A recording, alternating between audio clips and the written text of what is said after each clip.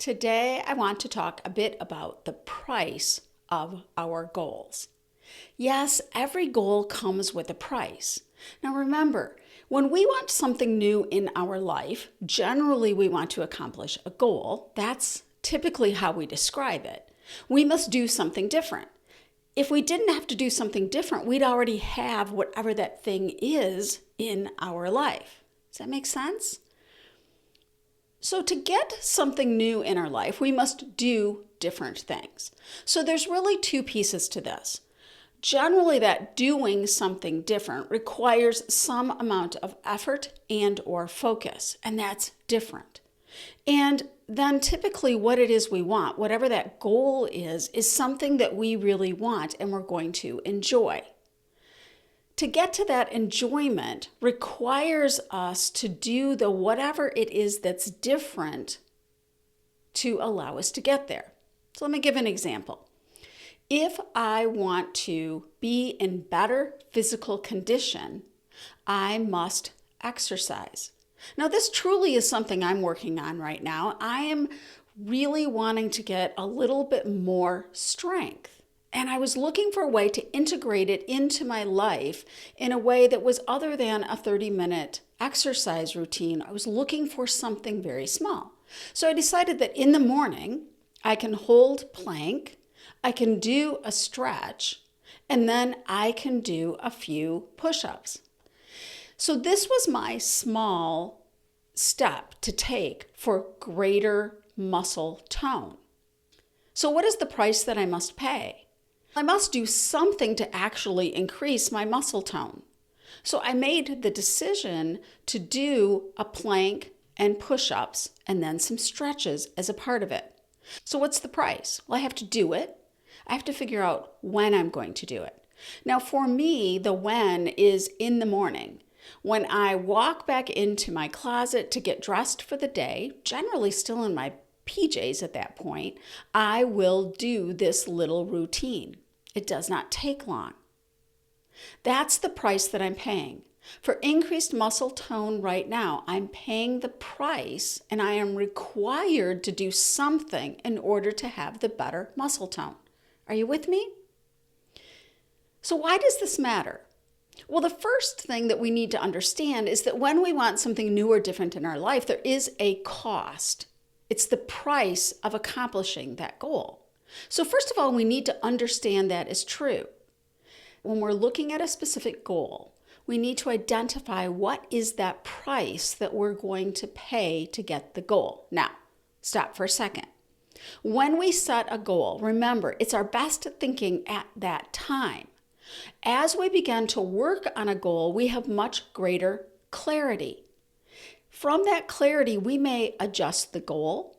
We may adjust the action we're taking towards the goal. There's any number of tweaks that we may make because as we start working on the goal, we have more information.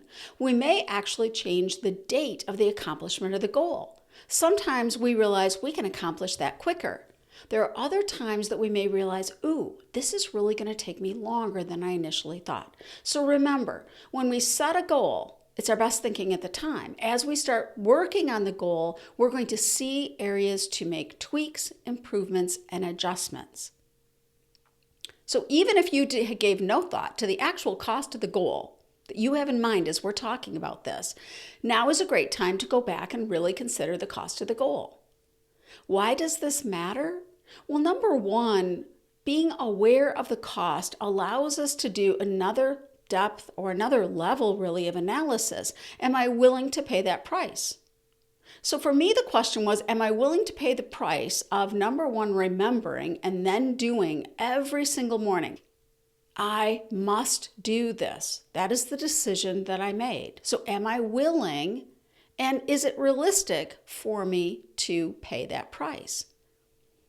When we really get to this level of specificity with a goal, and we really identify what the price is, and we ask ourselves, am I committed to really paying that price? Here's the thing. Let's say you really want something, you figure out what you think the price is, and when you ask yourself that question, am I willing to pay it? Your answer is no. if I'm really being honest, no, I'm not willing to pay it before you give up. Look at adjusting your goal. That's it. Sometimes it's a small tweak that will allow us to still get where we want to go, or at least move in that direction, and we are willing to pay that price. My original goal was Pilates 3 times a week, and I realized I was not willing and could not even figure out how to do that. I want better muscle tone.